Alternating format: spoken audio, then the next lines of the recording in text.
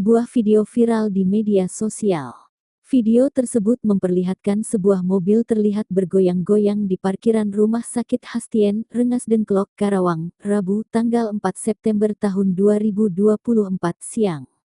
Diketahui di dalam mobil tersebut terdapat Camat Jayakerta, Karawang berinisial G dengan seorang bidan yang berstatus sebagai ASN Puskesmas melakukan kegiatan mesum. Tersebarnya video aksi tak senonoh daring keduanya ternyata membuat Pemkab Karawang meradang. Diketahui G yang sudah beristri, dan bidan F yang berstatus janda, kepergok oleh warga yang curiga melihat mobil bergoyang. Sekretaris BKPSDM Karawang, Gary S.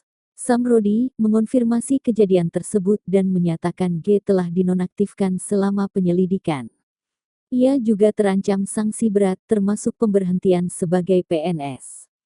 Bidan F yang bertugas di Puskesmas Jayakerta juga berpotensi mendapat sanksi, namun BKPSDM masih menunggu laporan dari Dinas Kesehatan Karawang. Kasus ini memicu kemarahan warga, termasuk Forum Pemuda Jayakerta Bersatu FPJB, yang mendatangi kantor Kecamatan Jayakerta dan mendesak klarifikasi langsung dari pihak terkait.